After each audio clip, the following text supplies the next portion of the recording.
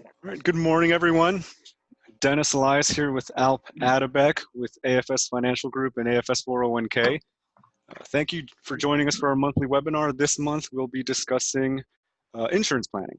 Before we get started, just want to go over a couple of housekeeping items. If you have any questions at any point, please note that there's a Q&A button at the bottom of the screen.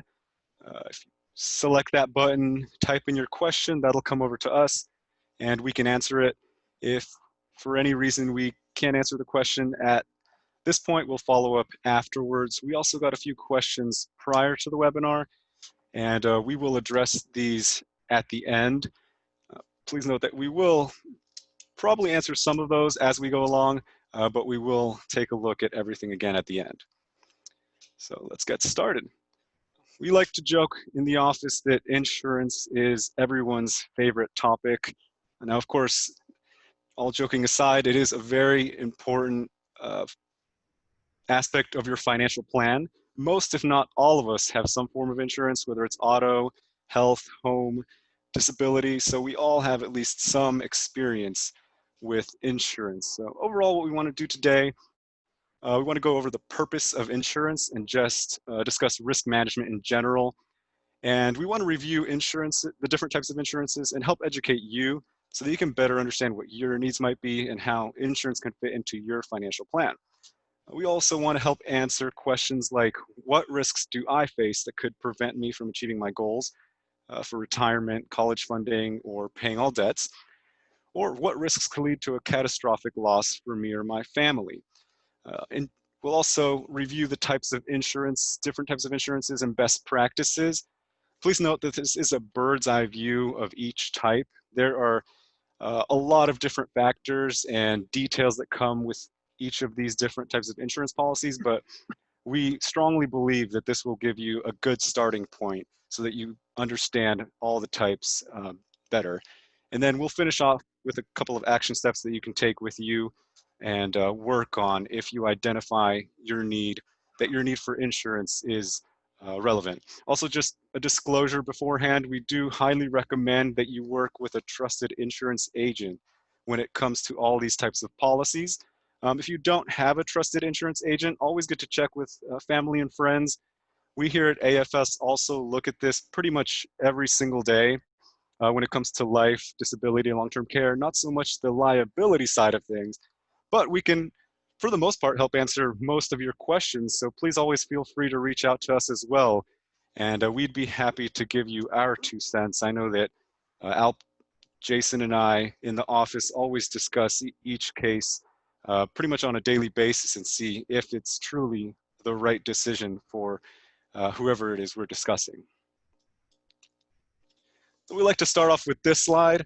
So of these 3 celebrities, so we have Mariah Carey on the left, J-Lo in the middle, and Troy Polamalu, a retired Pittsburgh Steelers safety, on the right. So of these 3, who do we think has insurance on their hair?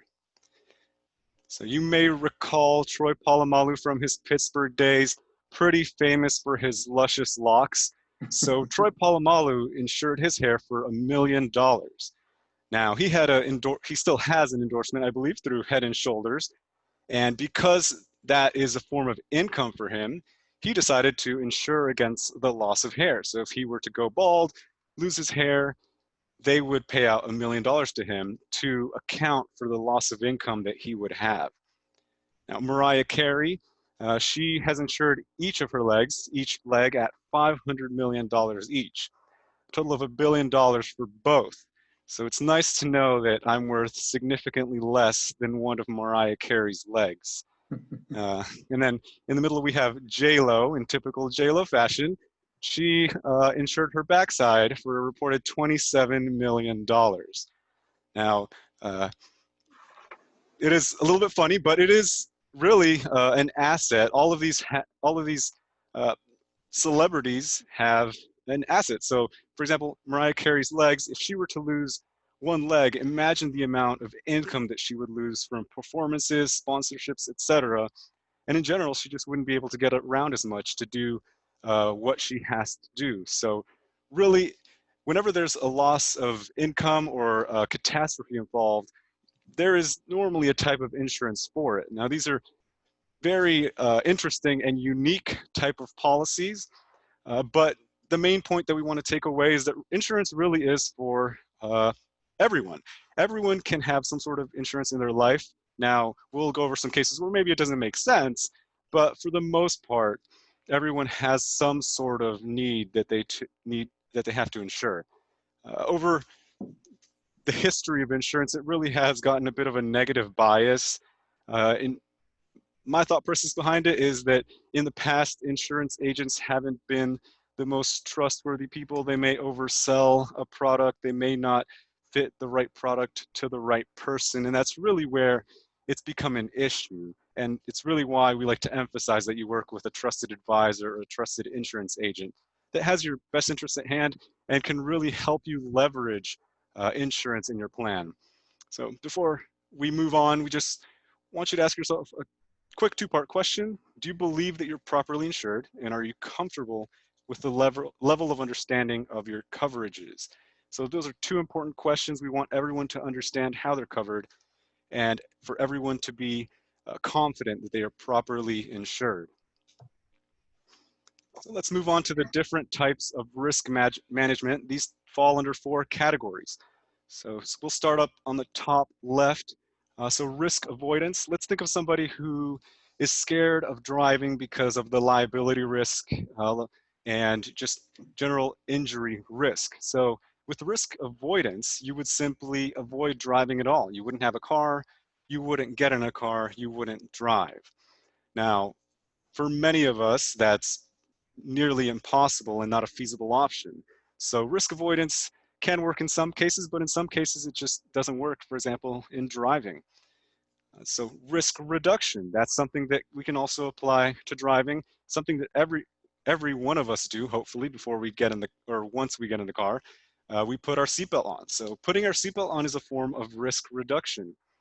Risk retention. So this is something that we don't recommend that you do with driving, but you can retain the full risk, the full liability that comes with driving. So if you hit somebody, let's say somebody says, oh, I have a side fund, have some cash on the side, so I'm going to retain that risk and pay that off in cash for any damages. Now, we don't, like I said, we don't recommend this. Imagine if you hit Troy Polamalu or Mariah Carey. If that happens, they can sue you for millions and millions of dollars. So it's very unlikely that you have millions and millions of dollars readily liquid in your accounts. So that's really not a feasible option, but let's look at risk retention with the use of a auto policy. So if you have a deductible on your auto policy, let's say $500, $1,000, that's actually a form of risk retention. You're retaining some of the risk so that you can pay a little bit less premium to the insurance company. Now, where insurance comes into play, it's risk transfer. You transfer the risk of something happening to you to an insurance company. And what this involves is the rule or law of large numbers and pooling risk. So the way this works is, let's take State Farm an example. They have millions of insured who pay premiums on an annual, monthly, quarterly basis. It goes into a pool of funds. Whenever somebody gets into an accident, they use that pool of funds to pay for the repairs to the car. Now, of course, this depends on the fact that not everyone gets into a crash at the same time. So that's really the important thing here, that they can pool the risk because not everyone is going to have damages at the same time. So this is what makes insurance such a valuable tool, where you can leverage a big benefit for a relatively small premium for what you're going to get. If you think about it, for example, when I was 18, I crashed my mom's car, got T-boned on the side, the car door had to be replaced, the airbags went off. The total price to repair the car was $10,000. Now, we had a $500 deductible, so we retained the risk of $500 and the insurance company paid the rest. Now, imagine if we had retained all that risk, we would have had to pay $10,000 out of pocket, which my parents likely didn't have. So that is the big benefit here. You're hedging your loss with the insurance company because they can pool that risk because of the large number of policyholders that they have. And this, of course, comes into effect with life insurance, long-term care, really any type of insurance. We'll get started with some best practices that apply to really all insurance coverages. So review your needs annually or whenever a significant event happens. So new baby, marriage, divorce, all those things qualify as a point in time where you need to review all of your insurance coverages, beneficiaries, even auto policy. If maybe you got divorced and your ex-spouse's car is not on your payroll anymore, you would take that car off. Shop around with different insurers, State Farm, Nationwide, Lincoln. There are so many out there, but it really is just comparing the prices, comparing the benefits, and the overall options. Some insurers can only sell one type of product. So, for example, State Farm agents only sell State Farm. So, just emphasizing to go to a Nationwide agent, Lincoln agent, etc., to look at the different options that you have. Determine how much coverage you actually need. So this is not only educating yourself about the coverages and what you may need, but also, again, working with someone that you trust, someone that has your full financial picture and knows what best fits you and your family. Apply before you need it. Now, you don't want to, again, die without life insurance coverage if your family needs some coverage. You don't want to get a car crash without having car insurance. So always apply proactively. And when it comes to things like life insurance, disability, long-term care, these are also a lot cheaper when you're younger. So it may make sense if the need is there for you. And then the last point is, if it's affordable, pay the premiums annually. Pretty much all policies charge a premium if you're paying it monthly. Charge an extra premium if you're paying it monthly, quarterly, or semi-annually. So if you can fit it into your cash flow, pay those premiums annually. And I'll chime in on that a little bit. Sometimes when we kind of run the numbers on that, we're seeing cost of 8 to 10% in a sense for you paying it monthly versus paying it semi-annually or annually. So it's really worth investigating what they're actually charging you if you're actually paying it monthly. Mm-hmm. Yeah. All right, so let's start off with life insurance. This is something that we see pretty much every day in the office. A case of life insurance. Do I need life insurance? So the question becomes, why would I need money if something happens to me? I'm single, I don't have a home, I don't have kids, I don't have a spouse. So in that case, then maybe the need for life insurance or just other life insurance coverages in general aren't that big. And that certainly makes sense.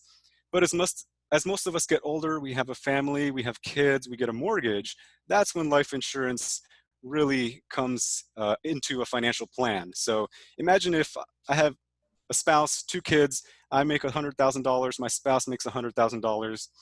If I were to pass away, that $100,000 of that income, so 50%, gets cut out immediately. That income was going towards food, caring for the kids, helping fund our retirement income goals with my spouse, and paying off the mortgage. So if they lose that money, they are now in a big crunch. So that's really where life insurance comes in. Imagine if I had just throwing a number out there, $1 million policy. That would come into effect when I pass away. They now have over 10 years of my income stream to help supplement that loss of cash flow. And the death benefits in life insurance are tax-free, which is why I say that it's over 10 years of an income stream that they would receive. So that really is a powerful tool, especially the younger you are and the more financial liabilities you have. And overall, we've never met a widower or widower that didn't wish that there was more life insurance in place. Oftentimes, we see people underinsured, and if something happens and they pass away, it's really a huge hit to the entire family. So if you do come to the conclusion that you need life insurance, then the next 2 questions are how much and what type. So the right type of policy will be influenced by the amount of coverage you need. And the 3 biggest variables when determining how much coverage you actually need are lost income, the debts that you have, and any education funding targets for children that you may have.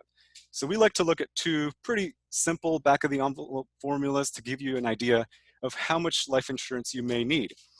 So you take your annual income, so in my example, $100,000, multiply that by the number of years till retirement. So let's say I want to retire in 30 years, that's $3 million.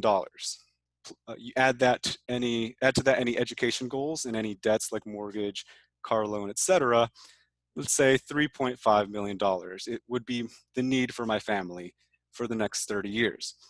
So on top of that, you are able, of course, to subtract some things. So you would subtract any existing life insurance covers that you have, and then any usable assets. So the usable assets, let's say I had an investment portfolio of $1 million.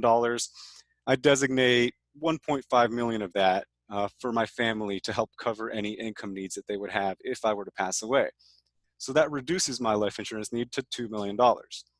So that gives a nice back of the envelope way to look at it. There's also a little bit of an easier way, not as accurate, but you can take 75% of your income, so 75 of 100,000, $75,000, and multiply that by the number of years till retirement. Why 75%? That accounts for the taxes that you wouldn't have to pay on the death benefit and any expenses that go towards your daily living, transport, clothing, food, etc. And just note of disclosure, there are many different ways to calculate this. There's some online needs analysis calculators that you could use as well. So all of these are great tools to just get the conversation started with you and your family or your insurance agent. Then the last thing to note here is make sure you're focused on each person's income stream. We found that sometimes one spouse is making much less than the breadwinner and they have more life insurance. When you think about it, if the breadwinner dies with less life insurance, it's not going to be very valuable. If the one that has less income is insured for more, then maybe it does help out a little bit more, but just making sure you're focused on each person's income stream is really an important point to make.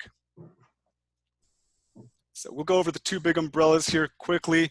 Now this gets pretty complicated, so we're going to do a high-level view, as I mentioned. So term life insurance, it's a temporary form of life insurance coverage. You pay a level premium for a set number of years, so let's say $500 a year for 20 years. This is the most cost-effective method because it is temporary. You can look at it as buying versus renting. So term life insurance is like renting life insurance coverage for a period. Buying would be buying a permanent coverage that would insure you for your life. The term life insurance policies don't have a cash value buildup like the permanent policies do. This is like an investment or savings component that the permanent policies have. We'll review that in a second. But term life insurance policies do have the ability to convert to a permanent policy if needed. Now, when does this come into play? So this would come into play if you have a term life insurance policy and for some reason, let's say in year 10 of the policy, you were to learn that you were uninsurable, maybe cancer or some sort of early onset dementia, Alzheimer's, something of that nature. You can actually convert it to a permanent policy because you know your risk and possibly maybe your lifespan is past the term and you're no longer insurable for a new policy, so you can convert it to a permanent policy. Now, there are limits and stipulations on each insurer's convertibility option, so it would just be good to confirm this with your agent. And I'll chime in on the term insurance. When it comes to like what's the proper length, sometimes we're working with a 50, 55-year-old in the office that plans on working for 10 or 15 more years. And if they have high income, they might want to put a policy in place to protect that income stream. So they'll look at either a 10 or 15-year term policy. So you can get different lengths of coverage, 10, 15, 20, 30 years, and now I think even 40 years, Dennis, is that correct? Yep, so some, not many, but some offer 40-year policies. So you have to just align it with what your needs are. Mm-hmm. And one of the things I also like to point out, if you believe in term life insurance versus the more permanent products, it's always wise to review it. So for example, let's say you're 10 years into your term and you bought a 20-year policy. If you believe you're still going to need the policy at the end of that 20-year period, so 10 more years into the future, you might want to investigate whether it makes sense to start a new policy to get something in place now instead of waiting to the term to expire. Yep. Yeah. Thank you, Al. So now permanent life insurance coverage, this is, as the name states, coverage that lasts for life as long as the premiums are met and help cover the cost of insurance. We'll touch on it a little bit here later. You can pay either a level or variable premium with these policies. The premium has the cash value component that I mentioned. This cash value has tax benefits in that it grows tax-free. And now this is a big if the policy performs, you can take out the cash value tax-free. Now, I say if because if the policy doesn't perform well and you take out the cash value, it could greatly affect the policy and the policy could potentially lapse, or you would have to pay a lot more premiums into it. So anytime you're looking into doing that, you want to confirm with your insurance agent. It can be costly, of course, because it's permanent and it has that cash value component.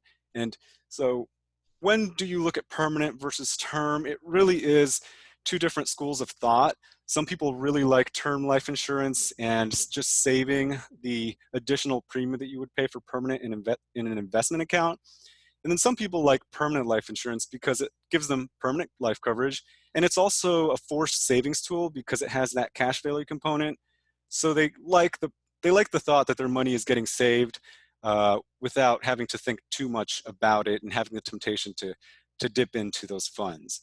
And it really can be also a great cash flow tool, future cash flow tool for high net worth clients and high income earners who can fund these policies up front with large premiums. The same goes for estate planning for high net worth clients. It can you can afford permanent coverage that would then help pay any estate tax liability that you would have. So real quick, won't go into this too much, but if you do think you'll owe estate taxes, you can put it in what's called an irrevocable life insurance trust.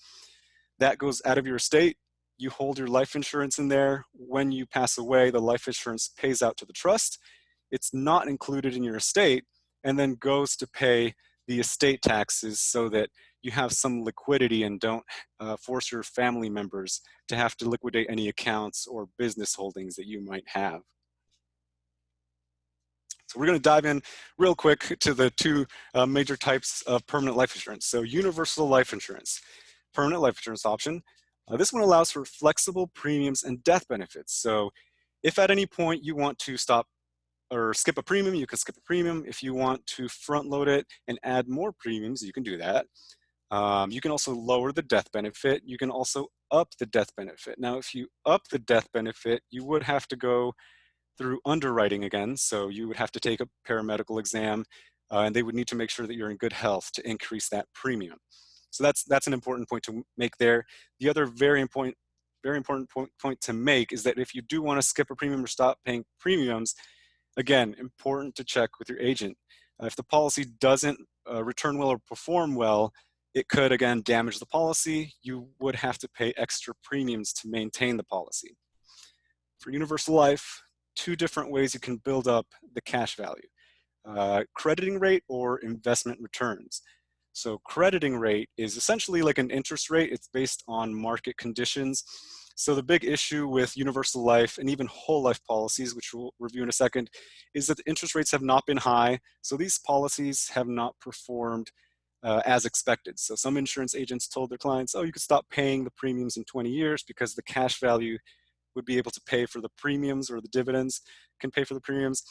That hasn't been the case because the rates have continued to drop and the insurance companies have continued to pay less dividends and less on that crediting rate. So that is the big, that's the downside that could occur here. And then investment returns. So we'll touch on that in these next two products. So different types of universal life. Indexed and variable. So both of these have a variable cash value component that's based on the market. Now the index is essentially you take, for example, the S&P 500, the cash value follows the S&P 500 index. Now, there is a cap on how much you can gain and there is a floor on how much you can lose. So for example, there's what is called a participation rate. So an 80% participation rate. What does that mean? If the S&P gains 20%, you then take part in 80% of that gain. So your cash value would go up 16%. So you're limited on the upside and you're also limited on the downside because if the S&P drops 10%, the policy just essentially returns zero.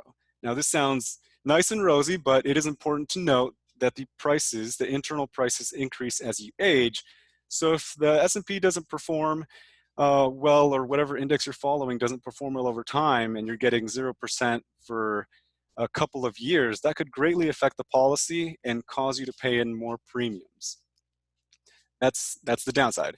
Now, variable life, same, except that you have even a little bit more downside, because the variable cash value is based completely on market performance. So similar to your 401k, with higher fees, essentially, and a death benefit. So the market performance, it would be based on mutual funds that you can choose from. And this policy can, of course, outperform other life insurance policies if the investments perform well, but it also has the ability to blow up if you can't maintain the premiums, and if the cash value doesn't grow. Again, you would have to increase your premiums, drop the death benefit possibly, to work around that. And we have seen this happen a couple of times where it hasn't performed well and a client has had to drop their death benefit, or just sometimes just get rid of the policy because they still have some cash value to save in that. Last one, guaranteed universal life. As the name states, it has a guaranteed death benefit as long as the required premiums are met.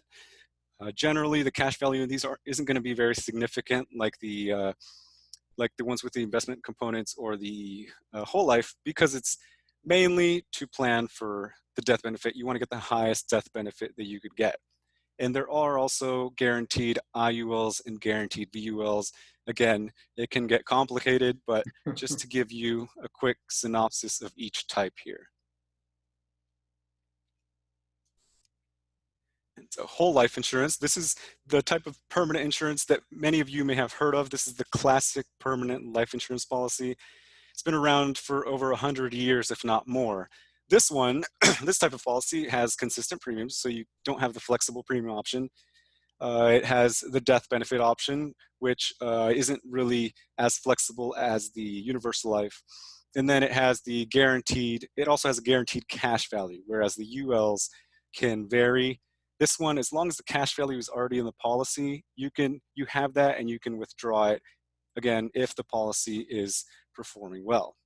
Because of these guaranteed components, it can be the most costly option amongst all the insurance policies. Another important point for whole life insurance is that, similar to the crediting rate of the UL, again, you receive dividends similar to an interest rate. So these dividends can be used for many different options. You can pay them out in cash, so they can send you a check in the mail. You can use these to reduce or pay your premiums. This is probably the biggest advantage of this. So this isn't normally something that you start with when you start a policy, but later on, as your cash value builds up, as the dividends grow, they can be used to pay your premiums partially or really in full, and then you never have to pay premiums again, if the dividends keep up the pace. If the interest rates, again, aren't moving up, if they're falling, that affects the dividend rate. And again, this has affected many people because the whole life insurance policies have not performed as well. Dividends can be also used to purchase additional insurance coverage. So if you get a $1,000 dividend, that helps purchase another, let's say, $2,500 of life insurance coverage on top of what you have. And then the dividends can be put into the cash value so that they can accumulate interest in that as well. So that covers the two big permanent life insurance options. Again, complicated topic. If you have any questions, please reach out or type into the Q&A box.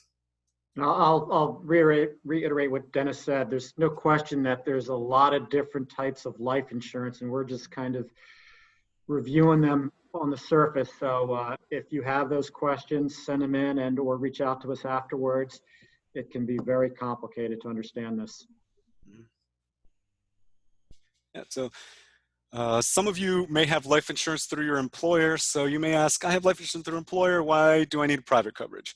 Well, three important points. So as you get older, the costs of these policies the employer policies can actually get higher, and it may actually be worth looking at private coverage. The most common case is with the FEGLI coverage through the government. The way it works is you have age bands, and the older you are, the higher the cost. So when you're in your late 50s, if you're in good health, it's actually sometimes cheaper to look at private coverage than have that FEGLI coverage. Now, if you're uninsurable and still need some coverage, then it makes sense to keep it if it fits into your cash flow. But that is an important point here. The other point is, if you leave the job, that's not normally portable, so you can't take the life insurance with you. So if something were to happen while you're not employed, you would not have coverage. And then if you're between jobs, again, you would not have coverage there. Then it is, but when you're looking across your financial plan and you look at whether you need coverage, it's important to include this coverage when considering how much you need. Maybe you'll be at the employer for a long time and you're pretty sure about that. So that would be kind of set in stone. That would be life insurance to take into account, and you can reduce your life insurance need by that policy. Finishing up with a couple of best practices for this particular insurance. Complete a pre-qual health questionnaire. This helps your insurance agent have a better idea of what you qualify for health-wise. So there are different health ratings, so they can give you an accurate quote on how much you may pay for the life insurance. Review your beneficiaries annually or anytime there's any major event, birth of a child, death, divorce, marriage, etc.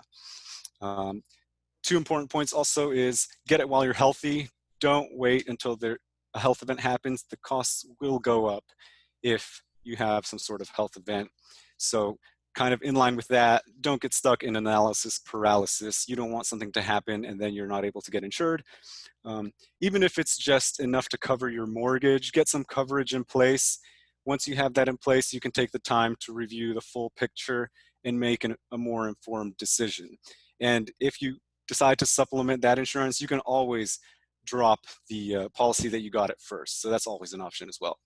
Now, and I'll add it on the pre-qualifications, it can actually help you avoid getting that rejection. So if somebody had some issues that might be temporary in nature and they would get rejected on their life insurance application, it's generally advisable not to have that show up in your records that you got rejected for prior coverage. So the pre-qualification can really, benefit you if this is something you're, constantly revisiting. And it would also help your insurance agent know which companies, if you had certain health issues, they'll know which companies you can actually apply towards that are friendlier towards certain health issues. Mm-hmm, mm-hmm. Yep, there's what's called the MIB, which is the database for all insurers. So if you were declined from one insurer, all the other insurers can see that. So that's why it's important, again, to do that pre-qual. So transitioning a little bit to a type of insurance that can be just as important, if not more important than life insurance, is disability. So disability really becomes more important the younger you are. If you think about it, I'm 27, I'm single, don't have kids, don't have a spouse, don't have a mortgage. Life insurance isn't a huge need for me, but when you think about a disability, if I were to become disabled, I'm still around and I've completely lost my income for the next 30 or 40 years to retirement. So that is a huge loss. So if my income is lost to disability, again, I'm still around, I'm an expense to my family that they need to care for. So that's why having, in particular, long-term disability is important to the plan. Short-term disability, as this name states, covers you anywhere from around 0 to, I'll say, 6 months. It varies by policy, but for the most part, you can get any term between that. This is the one of the types of insurance that you can retain your risk for. So if you have an emergency fund on the side, I'll use myself as an example. I have an emergency fund on the side. I feel comfortable not paying the premium on a monthly basis for a short-term policy because I think I could cover my costs in the short term. Now on the long term, I don't think I could cover myself for the next 30 or 40 years, so I do have long-term disability. Oftentimes this is provided through the employer. So this generally will cover you to age 65 or 67. If you have any health issues, they may reduce that time span to 5, 10, 20 years, depending on your underwriting results. But it covers you pretty much after a waiting period called the elimination period of around 60 to, or 3 months to 6 months. It can sometimes be a little bit longer, but in general, that's the range. So very important to have Another type of long-term disability insurance is Social Security Disability Insurance, so also known as SSDI. Um, this is something we recommend not banking on. It's pretty hard to qualify for, so having that long-term private or employer long-term care disability or long-term disability coverage is important. Um, and the Social Security benefit is based on your benefit amount on what you've paid into Social Security. The long-term and short-term is based on around 60 to 70% of what you were making before you were disabled. Why do they do 60 to 70%? They're accounting for the tax that you don't have to pay from your income, and just in general, every day-to-day expenses related to job, clothing, food, again, all those things. Although you may still need clothing and food, but they don't insure up to 100%. Again, many employers do offer this or this disability benefit. So if they do have that, certainly something to look into. Take note specifically for these policies of any pre-existing condition clauses. This is something that's pretty common. What this means is that if you come into the employer coverage with some sort of pre-existing condition, let's say maybe you had cancer in the past or some sort of mental health issue, you may be excluded from the coverage. So making sure that you review that is valuable, because then you know, maybe I need some private disability coverage. The other important point that also flows into our best practices is know your pre-tax and after-tax options. So if you're paying through your employer, oftentimes you might be paying pre-tax premiums for that long-term disability insurance. So if you're paying those pre-tax premiums, if you go on disability, you're actually going to get taxed on those disability benefits. Whereas if you're paying with after-tax funds, you're going to get those benefits completely tax-free. So imagine if you get $100,000 of disability insurance benefits, if you get taxed on that $100,000, that's a pretty big hit compared to tax-free option. So if you are paying pre-tax, check with your employer and see if you can pay after-tax. That's a pretty nice benefit if anything were to happen. Two other important things, know your waiting and elimination period. I discussed this a little bit for short-term disability. Sometimes it can be around a week that you have to wait until the disability benefits get paid out. For the long-term disability, it can be any time between 30, 60, 90 days, up to 6 months. And then another important thing, own occupation versus any occupation. So imagine if you're a dentist, for example. So if you're a dentist, have own occupation coverage. If you can't do anything due to your disability, if you can't do anything related to your dentistry work, so if you can't do anything related to that, you can still be a receptionist, but you can't be a dentist, they pay out the disability insurance benefits. If you have an any occupation policy, if you can be a receptionist, a cashier, etc., they're not going to pay out any benefits. So that's a pretty big difference. So own occupation is the higher standard. Of course, it is more expensive, but if you work a desk job or something like dentistry or those types of occupations, own occupation may really be worth it to cover against that pretty significant difference in benefit Yeah, options. I'll say if you have like specific skill set that is not really that transferable. Yep. You know, if somebody's been a dentist for 20 something years and they don't really know how to do much else, in that situation, basically, you know, ensuring them if they were to not be able to practice anymore is really valuable. Mm-hmm. Yeah, thank you, Alp. All right, so moving on to long-term care. So what is long-term care insurance? This is something that has come up in many conversations with clients and just in society today in general. Long-term care is a worry for many people. So long-term care, the difference between long-term care and general health insurance is that health insurance is when you see a perspective for improvement. You're going to the doctor because they think you can improve.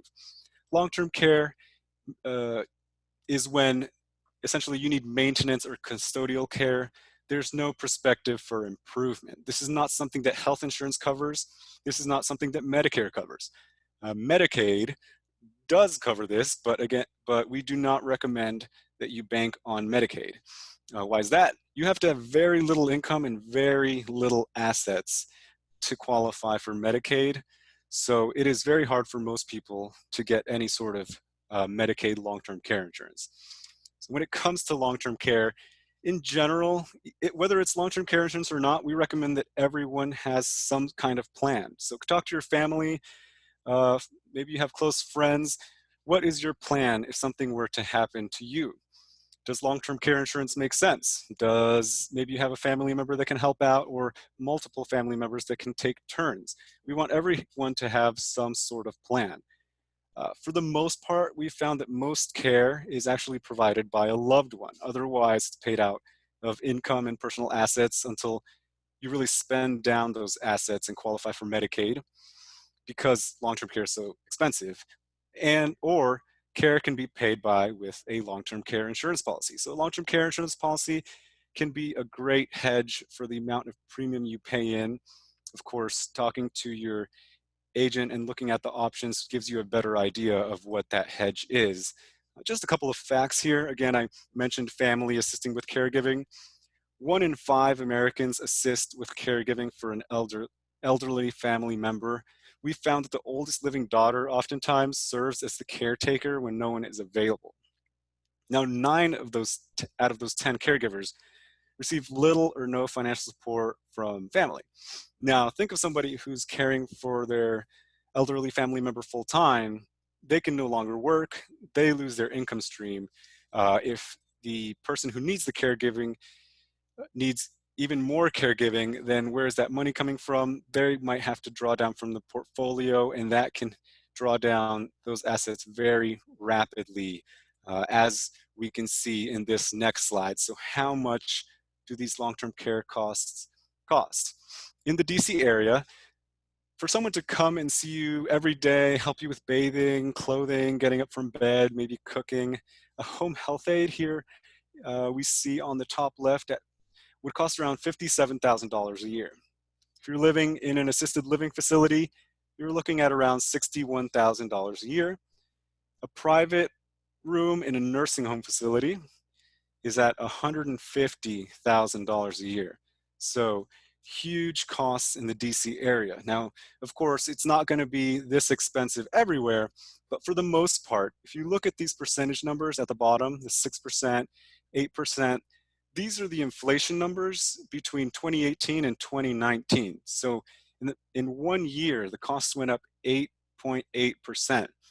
Now, if any of you follow the economy, the inflation rate on the economy has been 2% or less for a long time now. So these costs are really increasing very high, and possibly not as fast as some people's portfolios. So having some sort of leverage in place through long-term care can offer a big benefit. And this is one of the things that in our office for years we've talked about. There's no way these costs can continue to go up at the rate they've been going up, but they have been. And it really, like every year when we see like the delta in fees, we're like, oh my gosh, it's up 6% again, it's up 7% again. Kind of a parallel to how college expenses have been. They've just gone up continually, for the last 30 years. And, I'll say far outpacing inflation. Same type of setup. Yep. Yeah, so when it comes to a long-term care policy, just giving you an idea of the ranges that you would look at for the different ages and your current marriage status. So single male in DC area at 55, you're going to look at a premium of around $180 a month. This is at a standard health for a $5,000 monthly benefit for a 3-year benefit period. Generally, you're going to see around a 3, I'll say, it can be up to 6-year benefit period. 90-day elimination period, that's pretty standard, and 3% compound inflation. So 3% is oftentimes what people look at. A lot of people also do 5% just to keep up further with that big inflation that we saw in the earlier slide. And then for the married couple here, we do have shared benefit, which means that either spouse can dip into the other's pool if one doesn't use the benefits. So you can see the costs here. They really rise as you get older. So the ideal time frame is really between age 55 and 65 as we have here. This is when it's going to be pretty affordable to look at this coverage. Afterwards, it gets pretty expensive. And another thing to point out here, this is a traditional life or long-term care policy, which means that you're paying monthly premium, annual premium for life. There is the possibility that those premiums go up. Over the past 10 years, I'll say we've seen some premiums go up 20, 30, 40, even 50%. So that has been a huge factor in a lot of people deterring from these policies, and is also why a new type of policy known as a hybrid or single pay policy have come into effect. So these policies are designed to address two major issues. What if I never need the coverage? So with the traditional policy, if you never use the coverage, you just lose it. With the hybrid policy, it also has a death benefit that your beneficiaries would get if you don't use the long-term care. The other question is, what if I don't want the premiums to fluctuate? So like the traditional policy, the single pay and hybrid, you pay a fixed premium for the first year or first 1 to 10 years, and then you're done. The benefits are guaranteed. The death benefit is guaranteed. The nice thing about these hybrid policies is that either way, you're likely going to get most of the money that you put in back. If you use the long-term care benefits, then you're going to get a lot more of that leverage that we spoke about if you need long-term care. So if you need it for several years. And then, as with all insurance, but probably even more with long-term care, it's good to know how much you can afford now. This lets you make a more informed decision, and how much you can afford at retirement. For most people, it's simply unaffordable to get a Cadillac policy. So rather, it's best to get a meaningful benefit that will help cover 50, maybe 60% of the costs that we saw earlier. And So I think, sorry, and I'll go say ahead. some of the most expensive costs really are if somebody's in a memory unit at a long-term care facility. And when we showed the $150,000 number, that's usually where that comes into play. But if somebody just needs a handful of aids during the day for a few hours, I mean, the cost really is substantially less. And that's what it happens to most people. Yep. Yeah, so I know we're running a little low on time here, so I'll speed it up. So some key long-term care terms: the benefit amount, which we reviewed. Generally, we'll say a $3,000 to $5,000 a month benefit is going to be a meaningful benefit in the DC area. Benefit period, how long the benefits last for. Generally, you're going to see around a 3-year benefit for most people. Inflation protection, very important. You don't want the benefits not to keep them, because with inflation, because we saw the earlier inflation figures are greatly outpacing inflation in general.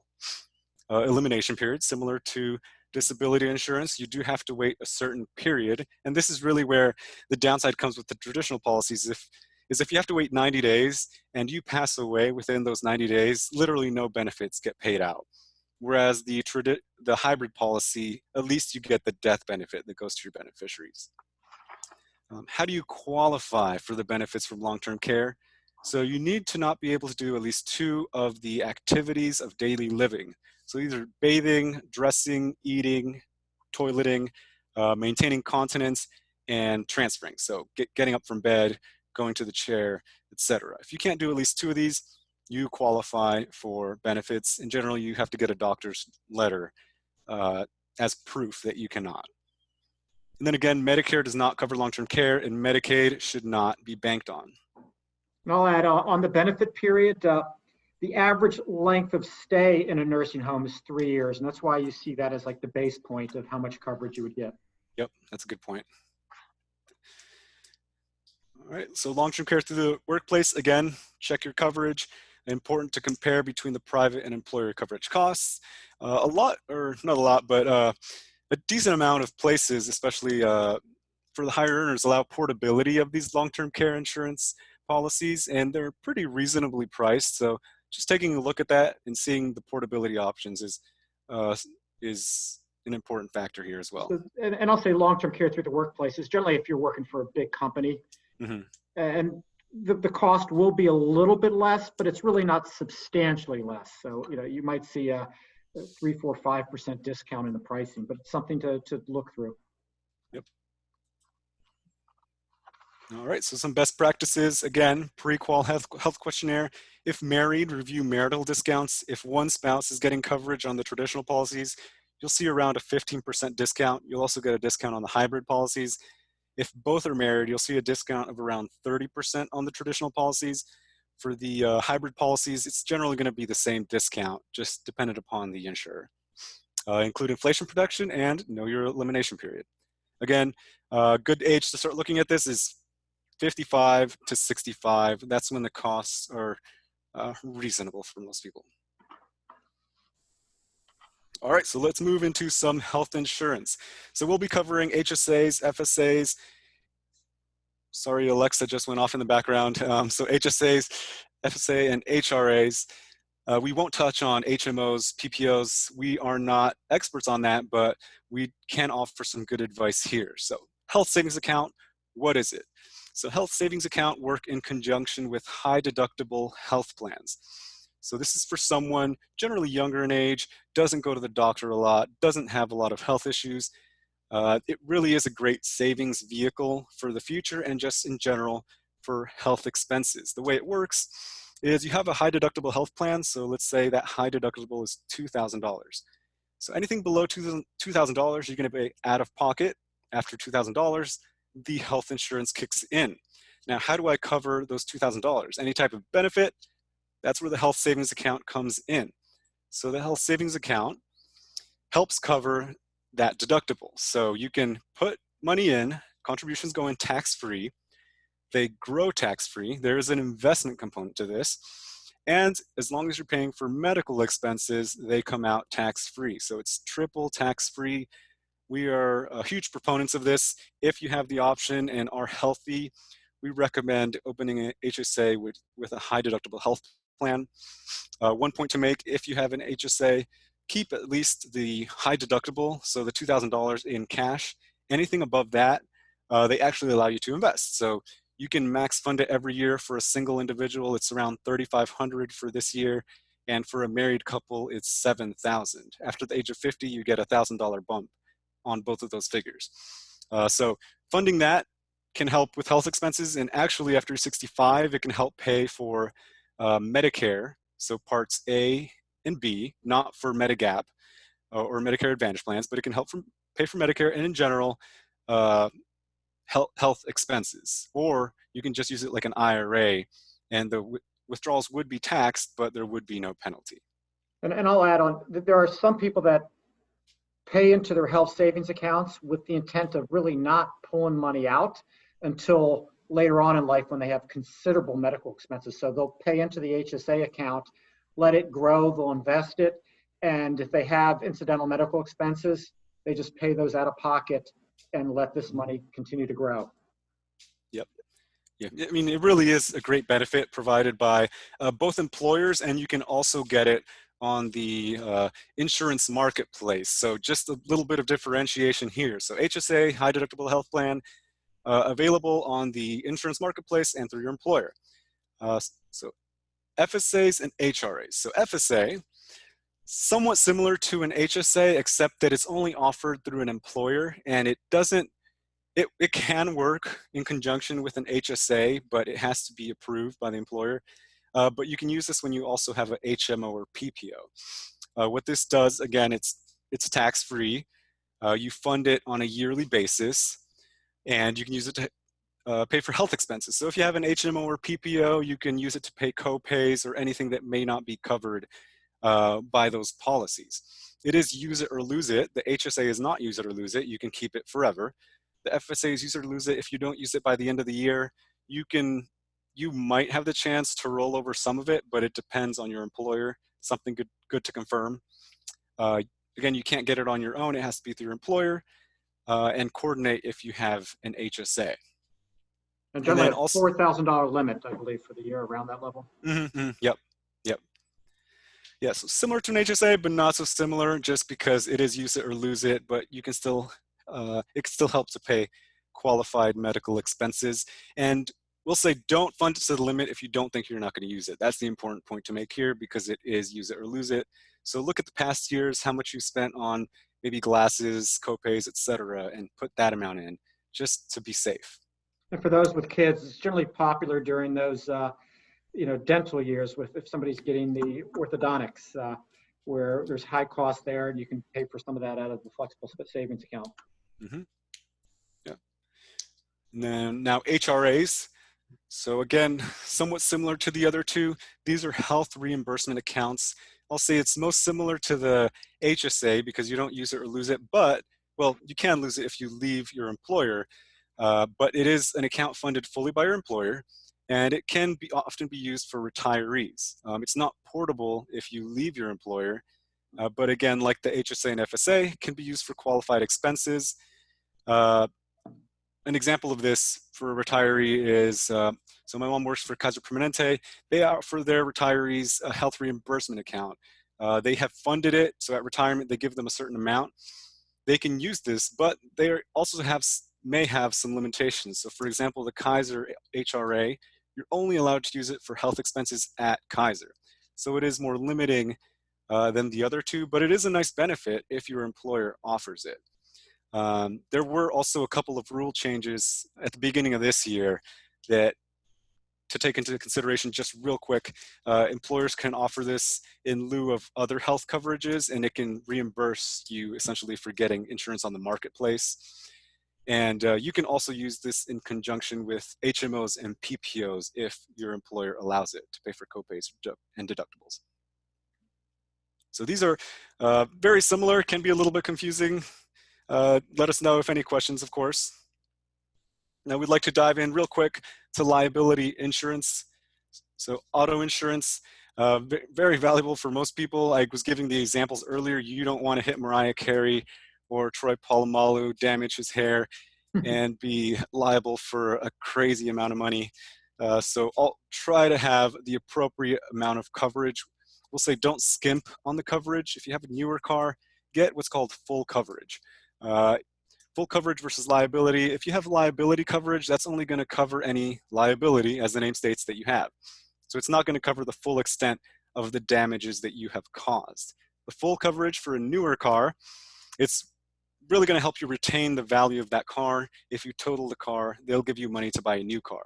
The liability coverage makes a lot more sense for older cars that you may not really care about, may not have a lot of value. So if you crash it, you pay the liability and you're done with the old car. And then look at your deductible. Again, that's a form of retaining your insurance and reducing premium costs. Homeowners insurance, form of property insurance. It covers the losses against damages to your home or your home's assets. Also provides liability if somebody gets injured or any accidents in your home or the general property. The important thing to make note of here is make sure you're not underinsured. Make sure you're covered at least to the value of your home and any property that you might have, and also make sure that you're not overinsured. Sometimes a lot of people find that they're overinsured and have been paying a lot more in insurance when the value of the home really isn't as much worth as much as the coverage that you have. So it's important to review this annually. Make sure that it's keeping up with the inflation price of the home. And if it's over that inflation price, then you can request that they decrease that coverage. Also important, make sure to check with your agent of any exclusions that apply to the policy and if they have any riders to cover those exclusions. The biggest one is flood coverage. It's not in all of the policies. Then lastly, umbrella coverage, something often overlooked. This is very valuable for high net worth clients, or really just any client that has high income or potential large liabilities. If you get into a car accident, when you think about it, auto insurance has a cap to it of, let's say, $200,000. So if you hit Mariah Carey, break her arm, she sues you for $1 million, the auto insurance coverage is only going to pay $200,000. Now, that's where the umbrella coverage comes in. It's going to cover anything above that value. So that is a very valuable, this is a very valuable policy for people who have a lot of savings at hand. It's relatively inexpensive since the odds of needing that coverage, of hitting Mariah Carey, are small. But the coverage does go up, just disclosure here, if you have kids and they start driving. The cost of coverage. And I'll say, so it'll cover up to the amount you purchase. So if somebody has a $4 million umbrella policy, it will cover, the gap. If you have $500,000 of liability coverage in your car insurance, it'll cover the gap from $500,000 to $4 million. The incremental millions are really cheap because the odds of having something happen, from 4 million to 5 million to 8 million, whatever, is really low. And so we always advise our high net worth clients to really review this to make sure that they have the proper level of coverage in place to protect their assets too. Yep. Yeah. Thank you, Al. So finishing up with some best practices, look at bundling your policies. This is a great benefit offered by all insurers nationwide, Geico, State Farm. If you have all your policies with them, all your liability policies with them, they will likely give you a discount for having all those with them. And then look at uninsured motorist coverage for auto. So think about somebody that hits you, doesn't have insurance, they decided to retain that risk. Of course, doesn't make sense, but if they hit you, they can't pay you. The uninsured motorist coverage will help cover the damages to your car or your health. And then check your deductibles again. That's a good form of reducing your premiums and keeping costs low. So someone asked, what are the typical auto insurance coverages? The big ones, as I mentioned, are liability, which is just bare minimum, and the full coverage, which covers pretty much any damages to the car or liability to others. Now, as we mentioned, there is a cap, so just taking that cap into account is important. And you could have, collision coverage. Yes. There's so many different things you can talk to your insurance agent with. If the accident is your fault versus somebody else's fault. So if you wreck the car yourself, like you can have that covered. I know in my own personal situation, when a car gets a little older, I will actually reduce I'll call it coverage of like the value of the car, making sure that's reduced appropriately.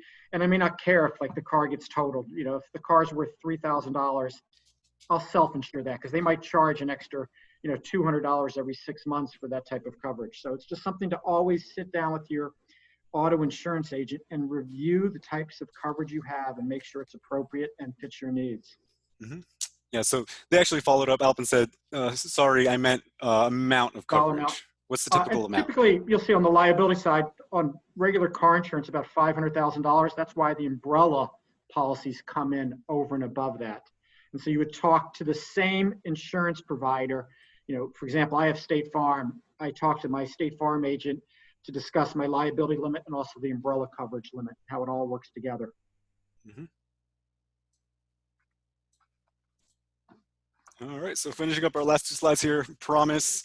So what about self-insurance? This is the retaining of risk that we spoke about. So I already mentioned, so deductibles are a great way to self-insure, to reduce those costs. But also some people just ask, why don't I save the money I would have been paying in premiums and use that if I need it? Now, for most coverages like life insurance, it again comes down to that rule of large numbers and the amount of leverage that you get for the amount of premiums that you're paying in. Especially in the earlier years of policies, if those get paid out, your rate of return, so your return on the investment is just huge. It can be in like 1,000% in the life insurance space. Now, of course, if you live longer, the return on that amount is less, but really the rule of large numbers is what gives you so much leverage. The one topic that comes up with self-insurance is long-term care.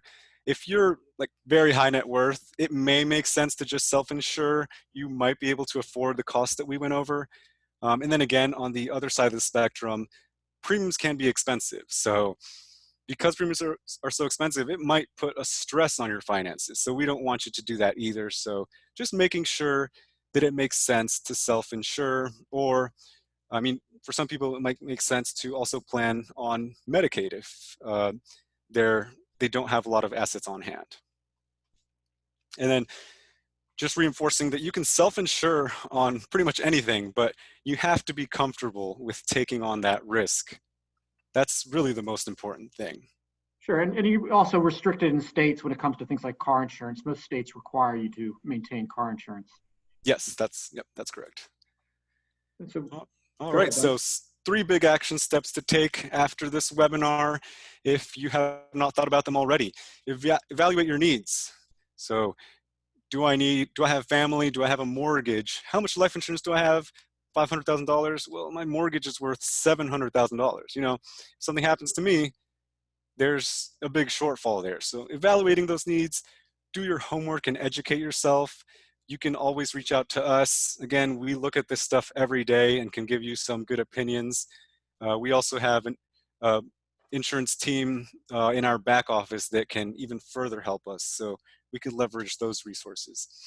Work with an agent, again, who understands your unique needs. That's, again, the most important thing. You don't want to get oversold.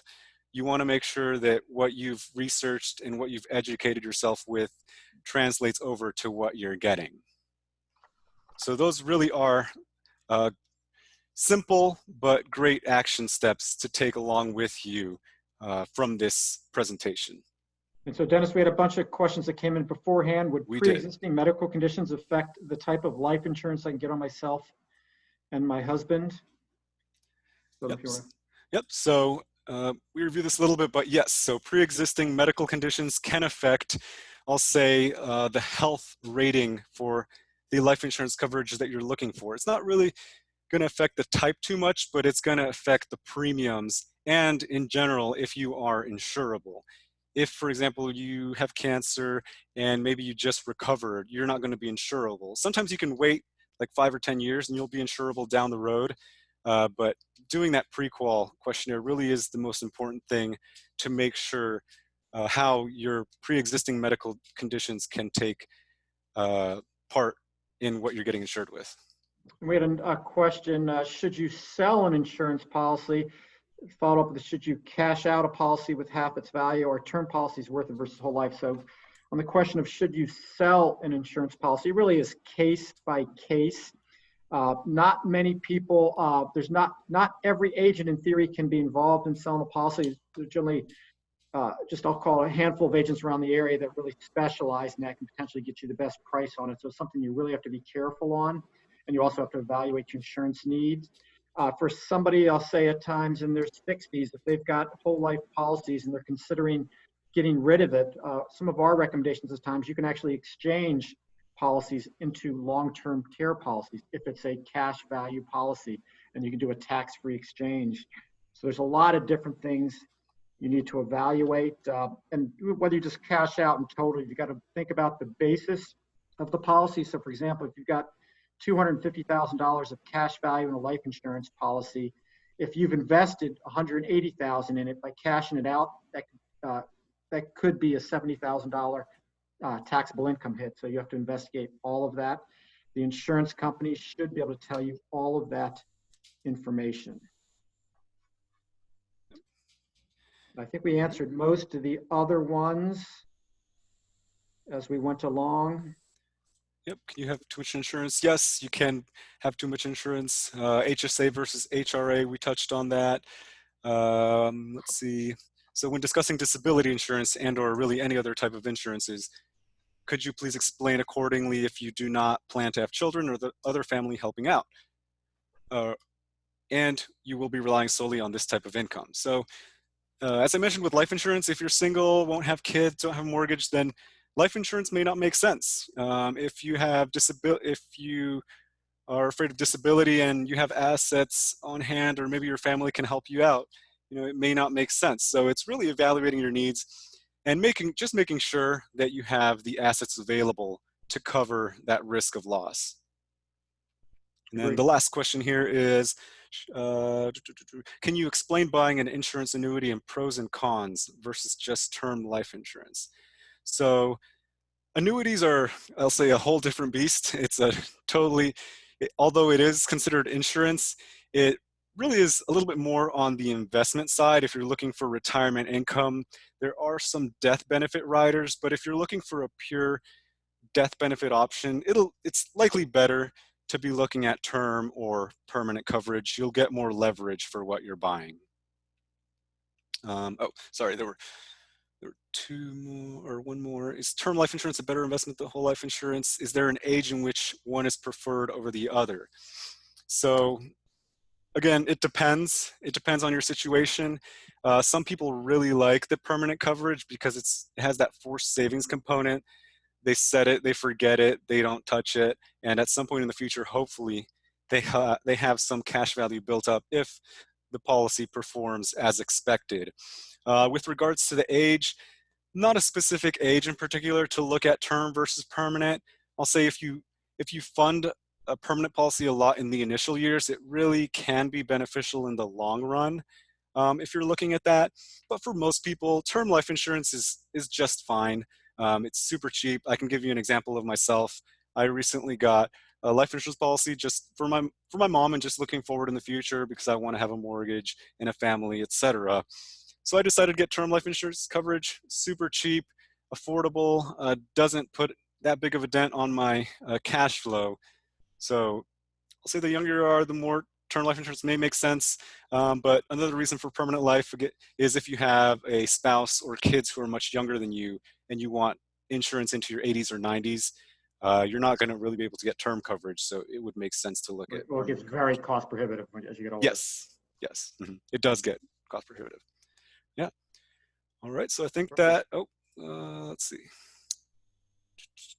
I think I'm Yep. good on the Q&As. Yep. We are all good. Thank you, everyone, for joining us. We know we just took up a decent chunk of time and went through a lot. So feel free to reach out, email us, reach out to us on LinkedIn, and we can help answer any questions you have. Thank you, everyone. Have a good day. Thank you. Take care. Bye.